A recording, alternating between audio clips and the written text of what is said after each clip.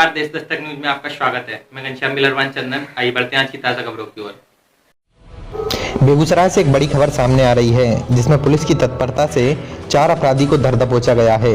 बीते दिनों की घटना में 1 करोड़ फिरौती की मांग को लेकर हुई थी, जिसमें एसपी अवकाश कुमार के द्वारा टीम गठित कर छापामारी दल गठन किया गया। मटियानी थाना क्षेत्र के खरीदी ग्राम में केले के बागान से मोहित कुमार को सकुशल बरामद किया गया है। 30 सितंबर 2019 को सिंगोल थाना क्षेत्र के नागदा ग्राम में एक अज्ञात व्यक्ति की लाश मिली थी, जिसकी पहचान नहीं हो पाई थी। उस कांड का अपराधी मोहम्मद सेफ के द्वारा बयान के द्वारा स्वीकार किया गया। गढ़हरा थाना क्षेत्र के गढ़हरा ग्राम निवासी धर्मेंद्र कुमार का पुत्र यशराज कुमार को मृतक प्रिंस उर्फ नागा की दुश्मनी थी, जिसके कारण मोहम्मद सेफ, यशराज एवं एक अन्य के साथ मिलकर ग्राम नागदा में ईंट से कुचलकर हत्या कर दी गई थी। 22/11 को सुबह में करीब 6:30 बजे गढ़हरा ओपी थाना क्षेत्र में एक किडनैपिंग रिपोर्ट हुई थी। जो कंप्लेनेंट है मुकेश ठाकुर, उनकी सोने चांदी की दुकान है बारों में, और उनके द्वारा ये थाने पर कंप्लेंट किया गया कि उनके पुत्र को सुबह में कुछ अपराधियों के द्वारा किडनैप कर लिया गया है और उनसे फिरौती के लिए रकम मांगी गई है।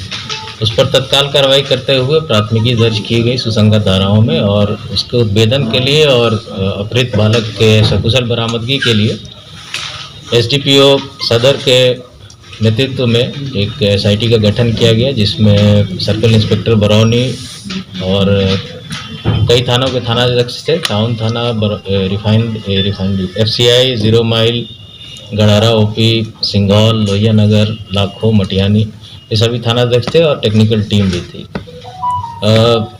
इस टीम ने त्वरित कार्रवाई करते हुए जो टेक्निकल अनुसंधान था पहले उस पर काम किया गया।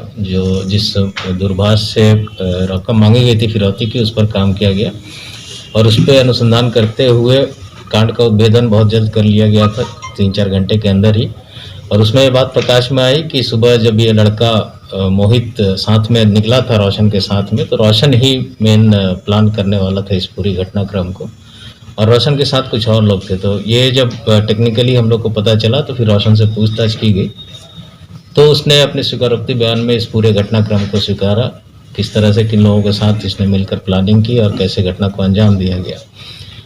उसके पश्चात और गुप्तचरों से भी संपर्क किया गया, सूचना संकलन किया गया और पूछताछ में जो बातें सामने आई थी और टेक्निकली जो हम लोग के पास उपलब्ध था, उस पे छापेमारी करके अपहृत बालक को मोहित ठाकुर को सकुशल बरामदगी कर ली गई।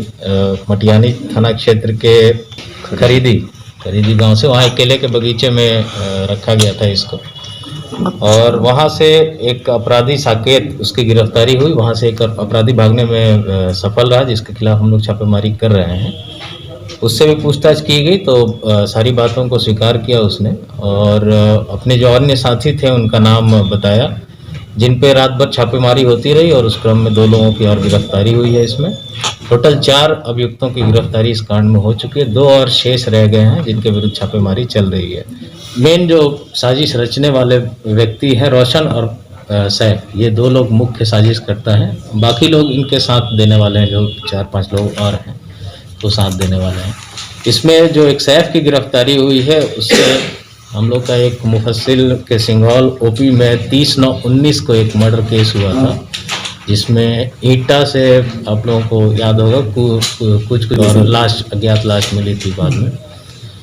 उस कांड का भी उद्भेदन हुआ इससे पूछताछ के क्रम में, और सैफ के द्वारा अपने स्वीकारोक्ति बयान में बताया गया कि इसके साथ उस घटना को अंजाम देने वाले 2 और लोग थे। एक तो यशराज कुमार, जिसकी हाल फिलहाल में मृत्यु हुई है, देहांत तो मर्डर केस उसका भी हुआ है, और एक अन्य व्यक्ति का नाम बताया जिसके विरुद्ध हम लोग अभी छापेमारी कर रहे हैं। तो उस मर्डर केस का भी उद्भेदन इसके द्वारा। उसकी हत्या क्यों की थी? उसमें आपसी रंजिश, जो यशराज है और जो मृतक है उसके बीच में आपसी रंजिश थी, दुश्मनी थी किसी चीज़ को लेकर, उसमें उसकी हत्या कर